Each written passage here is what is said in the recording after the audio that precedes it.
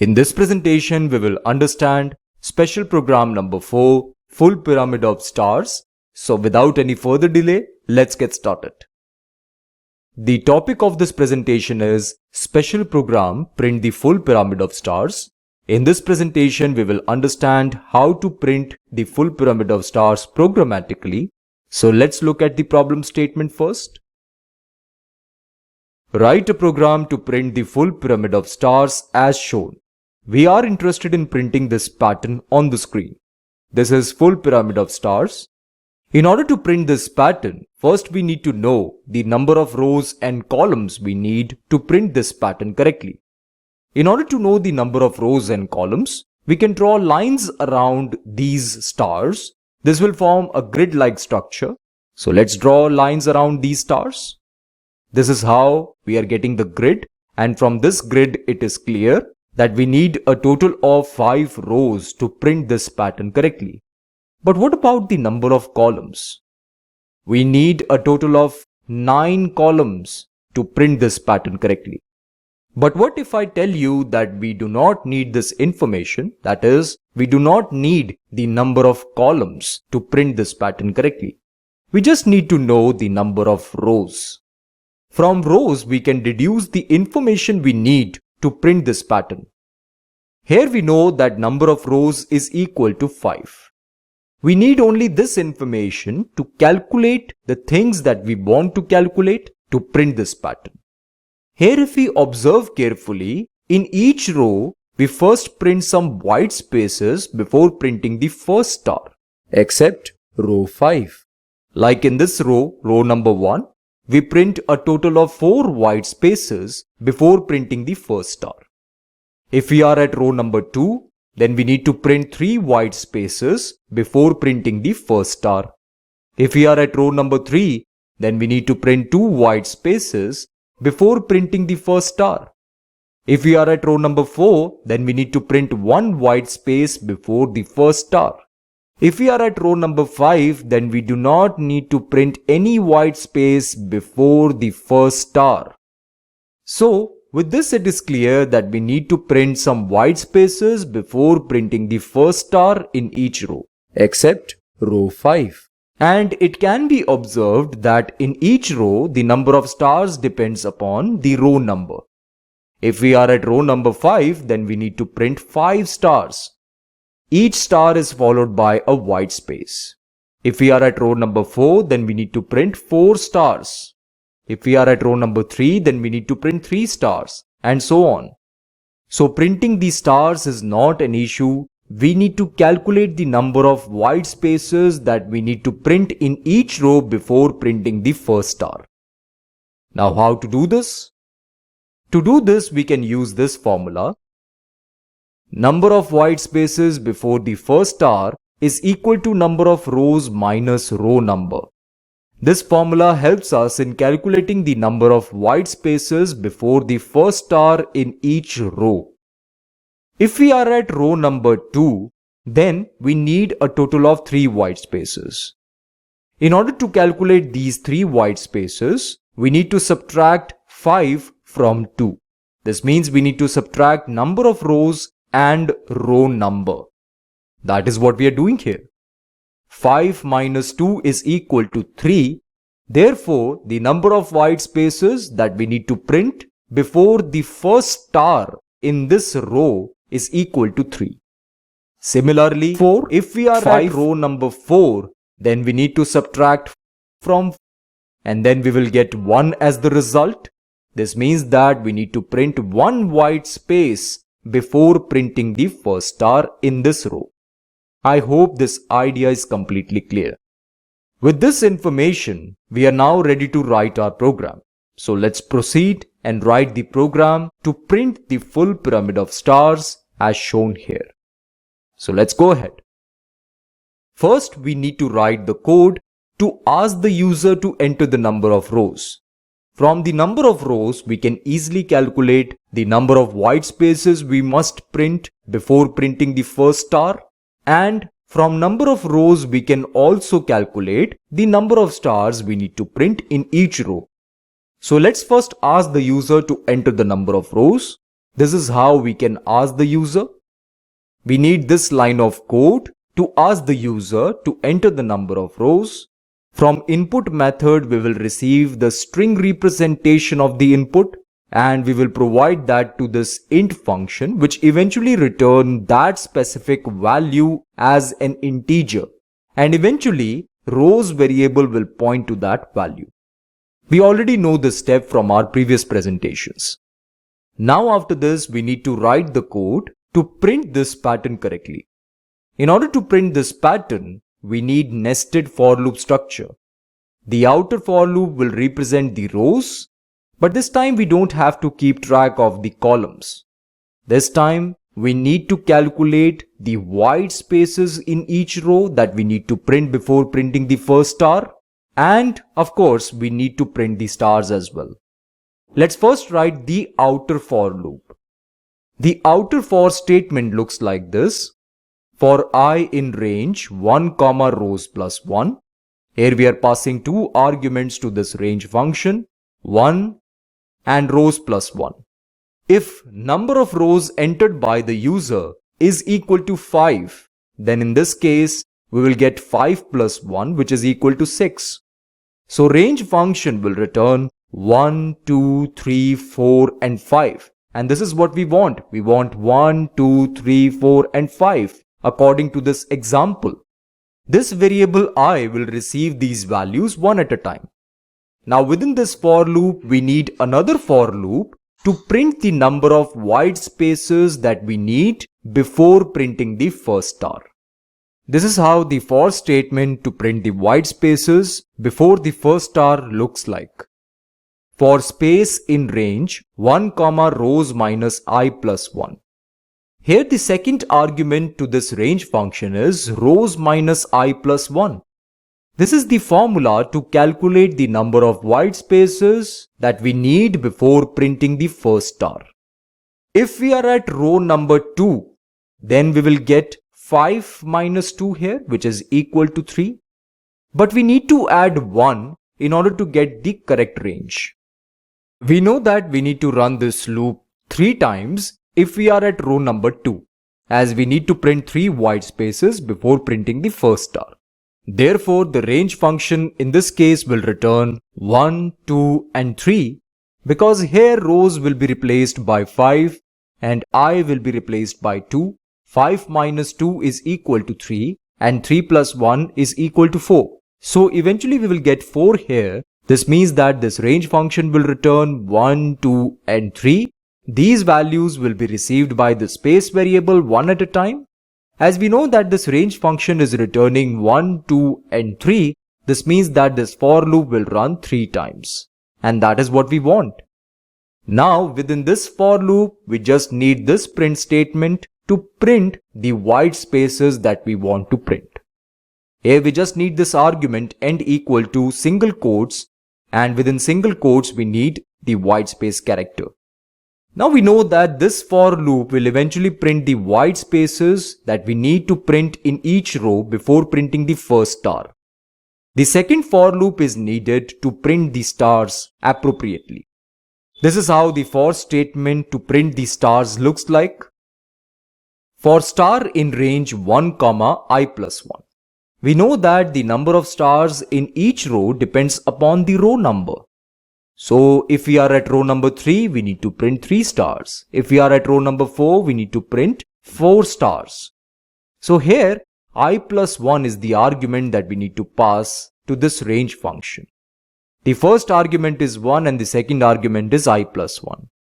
We know that I represents the row number. If we are at row number 4, then we can replace this with 4. We will get 5 here because 4 plus 1 is 5. This range function will return 1, 2, 3 and 4 as the result, which is received eventually by the star variable. This means that this for loop will run 4 times, and this is what we want. If we are at row number 4, we need to run this for loop 4 times to print these 4 stars on the screen. Now within this for loop, we need this print statement to print the stars that we want to print. The second argument must be this. Now after completion of these 2 for loops, we need this print statement because this print statement allows us to shift to the next line. We already know this from our previous presentations. I hope this program is clear. If it is somehow unclear, now it will become completely clear to you. I will run this code line by line and I'll explain each line of this code as we move along. So let's start with the first line. Let's ask the user to enter the number of rows. This is how we will see the output. Enter the number of rows. Now the user has to enter the number of rows. Let's say the user has entered 5. Here in this rows variable, we will receive this value. This means eventually rows variable is pointing to this object with value 5. Now after this, we need to execute this line of code for I in range 1, rows plus 1. We know rows is equal to 5, so this eventually will be replaced by 5, and 5 plus 1 is equal to 6. Therefore, this range function will return 1, 2, 3, 4 and 5. These values will be received by this I variable one at a time. In this iteration, this variable I will receive value 1. So let's make I point to this value. Now variable I is pointing to this object with value 1. After this, the next step is to execute these two statements. Here we know that these two statements are responsible to print the white spaces before printing the first star in each row. Right now we are at row number 1 and we need to print 4 white spaces before printing the first star. This for loop will take care of printing the white spaces before printing the star. Here we need to print a total of 4 white spaces. And we will get a total of 4 white spaces from this for loop. If we replace rows by 5 and I by 1, we will get 5 minus 1, which is equal to 4, and 4 plus 1, which is equal to 5. So eventually we will get 5 here. This means that this range function will return 1, 2, 3 and 4. This means that this for loop will run 4 times. And this means that this print statement will be executed 4 times. Hence, we will get 4 white spaces before printing the first star. I hope this is clear. So let's print these white spaces one by one. First, we will replace rows minus I plus 1 by 5. So we'll get 5 here. Now, we know that this range function will return 1, 2, 3 and 4. This means that this for loop will run 4 times. Here, the space variable will receive these values one at a time. So let's create the space variable and let's make it point to the first value, that is 1. And here we can observe that we got our first white space. This bar is representing the first white space. This will not be visible when we run this code in Visual Studio Code. This is for representation purposes. Here I have drawn this bar to represent the white space. When the second white space is printed, then in that case the space variable will point to value 2. So here the second white space is printed now, and here we can see that space variable is pointing to this object with value 2. After receiving value 3 in this variable, we will get the third white space, and then after receiving 4 here, we will get the fourth white space. At this point we are done with this for loop, because we have printed all the white spaces that we need in the first row. After execution of this inner for loop, we now need to execute this inner for loop. This is the second inner for loop. According to this statement, we now need to create the star variable, and the star variable from this range function will receive just one value, which is 1. Why is that the case? Because the value of I is 1. And if we replace I by 1, we will get 2 here. This means that this range function will return just one value, which is 1. And this means that the star variable will receive that value 1. And eventually this means that this for loop will execute only one time. Now, let's create the star variable and let's make it point to this object with value 1. Now, after this, we need to execute this statement. And according to this print statement, the star along with the white space will be displayed on the screen. So let's do this now. Let's print the star along with the white space. Now after this, we know that this for loop has finished its execution. This means now we need to execute this statement, and because of this statement, we will get a new line here. Now we are done with this code. At this point, we need to execute this statement, which is the outer for statement, and this time variable I receives value 2. Now we need to execute this inner for loop. This time we know that rows is 5 and I is 2. Therefore, rows minus I plus 1 will be 4. This time range function will return 3 values, 1, 2 and 3. The space variable will receive those values one at a time, and this means that this for loop will run 3 times. This means that we will get a total of 3 white spaces in the third row. Now after getting these 3 white spaces, we know that we are done with this for loop. Now we need to execute this for loop. After execution of this inner for loop, we will get 2 stars here. Why is that the case? Because this range function will return 1 and 2. As the value of I is 2, we will get 2 plus 1 here, which is equal to 3. Therefore, this range function will return 1 and 2.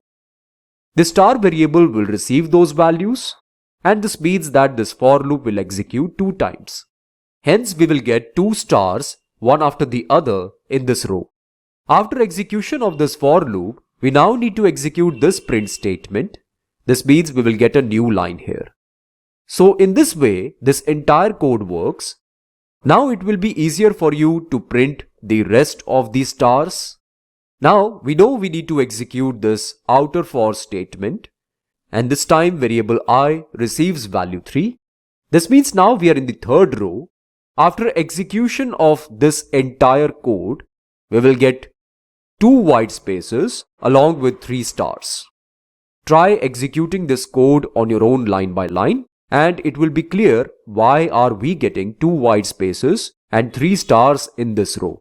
After execution of this code, we now need to execute this print statement, and this means now we will get a new line here.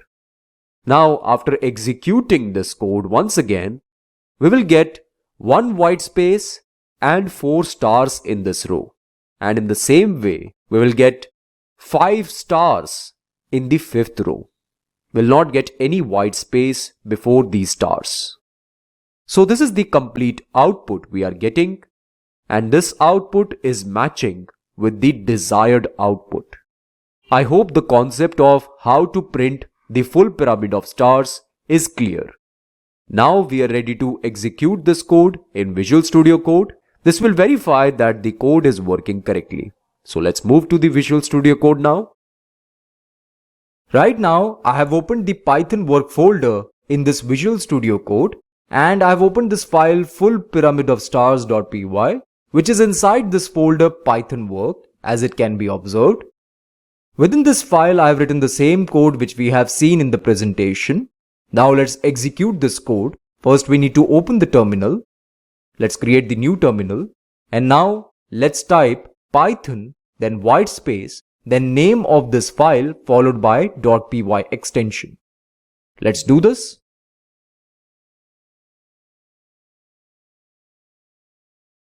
Now let's hit enter. Let's enter the number of rows here. Let's enter 5. Let's hit enter once again.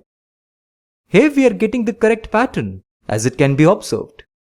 Now let's execute this line once again. Python, then white space, then name of the file followed by .py extension. Let's hit enter. This time let's provide 10 as the input. Let's hit enter. So we have verified that our code is working correctly. Now let's get back to our presentation. So we have understood how this code works, and we have seen in Visual Studio Code that our code is working correctly. So this means that we are done with this topic, and this means that we are done with this lecture. Okay friends, this is it for now. Thank you for watching this presentation. I will see you in the next one.